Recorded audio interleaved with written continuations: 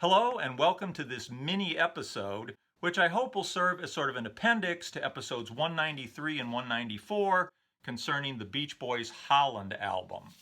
And just to mention, as I did for those main episodes, in these three cubicles I've placed some more of the recent releases that you might have seen on sale had you walked in to purchase a copy of Holland on its release date, January 8th, 1973.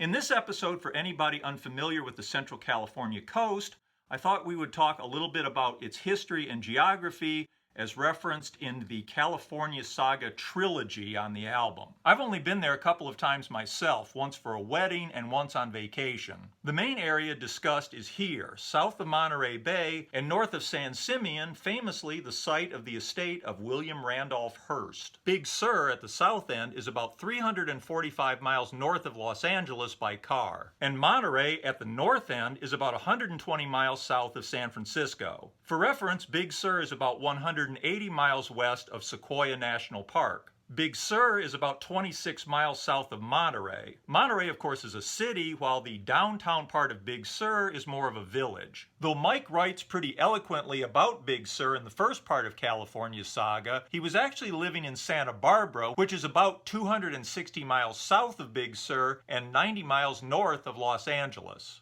In addition to Big Sur itself, the first part of the California Saga trilogy describes the Big Sur River rushing to the tide. The Big Sur River originates in the Ventana Wilderness. It flows through Pfeiffer Big Sur State Park and runs to the tide, emptying into the Pacific Ocean at Monterey Bay National Marine Sanctuary. In this photo, you might want to note the Bixby Bridge in the distance. We'll be returning to it in just a little bit. At the beginning of the second part of the trilogy, Beaks of Eagles, Robinson Jeffers' poem references Ventana Creek, which is located in the Ventana Wilderness near Big Sur. Ventana Creek is one of many tributaries feeding the Big Sur River, and there are indeed precipice-footed ridges above it. Jeffers refers to the fires of '85 raging over those ridges. I found an article in San Francisco's Daily Alta, California, dated October 4th, 1885, saying that wildfires had broken out again. This one is in the Santa Cruz Mountains at the north end of Monterey Bay, across from the city of Monterey on the south side. They report pyrotechnics presented by burning pines, fleeing birds and animals, and railroad trains delayed by fire.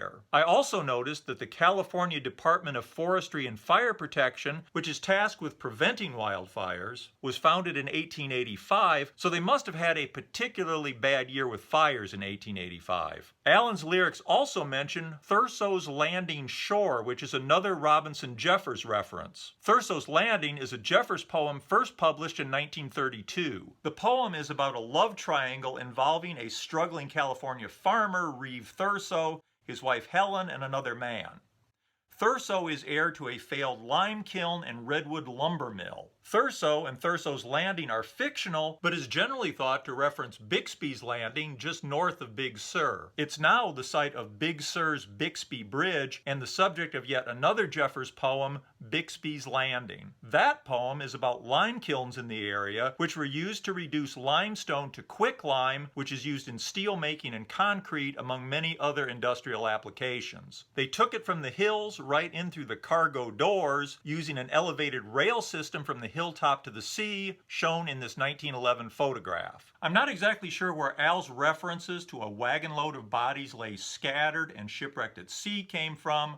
They might be some additional Jeffers references that I missed. He might be talking about some specific historic events that I didn't find, or he might be just sort of generally talking about the kinds of tragedies that often befell people involved in moving sort of heavy industrial commodities in those days. The theme of the Bixby's Landing poem is nature persevering and reclaiming the land after man has come and gone, similar to the themes in Beaks of Eagles.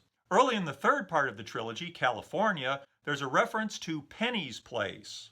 From what I was able to find out, Penny is Penny Verrega, a longtime Big Sur resident who lived in Sycamore Canyon not far from Al's property. According to a profile in the Monterey County Weekly on December 13, 2013, around the time of her 85th birthday, she had been an emergency medical technician, a volunteer preschool teacher, and a pillar of the community for over 40 years. In the first verse of California, Al asked if we've ever been south of Monterey and north of Morro Bay. Morro Bay is quite far south of Big Sur. Actually, it's about 170 miles by car, roughly halfway to Santa Barbara. It might be in the lyric mainly because it alliterates so nicely with Monterey. In the next verse, he asked if we've ever been down Salinas Way where Steinbeck found the valley. The Salinas Valley, which is one of the most productive agricultural areas in California, is actually northeast of Big Sur and Monterey, but again, down Salinas Way probably sounded better than up or out Salinas Way. John Steinbeck no doubt found the valley when he was born there in 1902. He describes it in the opening lines of his 1952 novel East of Eden. The Salinas Valley is in northern California. It is a long, narrow swale between two ranges of mountains, and the Salinas River twists up its center until it falls at last into Monterey Bay. Much of Steinbeck's writing, including East of Eden, The Grapes of Wrath, Of Mice and Men, and Cannery Row, are centered on California, particularly Monterey and the Salinas area, so much so that it's become known as Steinbeck country. In the song lyrics, Al references one of Steinbeck's later books, 1962's Travels with Charlie, subtitled In Search of America, which is about a road trip he took with his dog Charlie.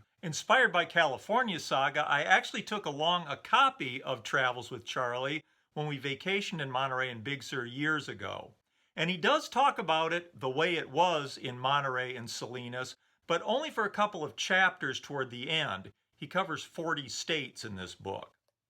I wasn't able to figure out the origin of the where the farmhouse used to be line. I don't know what that's referencing. In Travels with Charlie, Steinbeck points out to his dog from a hilltop 40 miles away where the family ranch was. Maybe it's a reference to that. On the other hand, Alan has said that at the time he wrote the song, he hadn't actually read Travels with Charlie, so likely it's a reference to something else. At the end of the verse, Al mentions the migrating monarch butterfly. Most monarchs migrate to Mexico for the winter, but as you can see from the red arrows on this map, there are a few populations that head to Florida or the California coast, where their autumn journey ends on a windswept cypress tree. Finally, the final verse about the Big Sur congregation is, of course, about the Big Sur Folk Festival, specifically the 1970 edition of the event at which the Beach Boys appeared along with Joan Baez, Mary Clayton, Chris Christopherson, Linda Ronstadt, and Country Joe McDonald. The Beach Boys' performance of Wouldn't It Be Nice, of course, appeared on Celebration, a collection of live recordings from the festival. The October 3rd, 1970 Big Sur Folk Festival, as the album cover points out, was held in Monterey. The Folk Festival had been an annual event since 1964, and it had always been held at the Esalen Institute in Big Sur. In 1970 only, it was moved to the Monterey County Fairgrounds, which had been the site of the famous Monterey Pop Festival in 1967. As mentioned, Country Joe McDonald was on the bill in 1970 along with the Beach Boys. I'm not sure if Al is singing about any specific Country Joe song, with the lines Country Joe would do his show and sing about liberty. I wasn't able to find a complete set list of Country Joe's performance from the festival. Two of his songs appear on the album. One is about being a musician on the road. The other is about Black Panther leader Eldridge Cleaver fleeing to Algeria to avoid arrest on charges of attempted murder in 1968. I guess that might be construed as singing about liberty, but that's not exactly the sense I get from Al's song.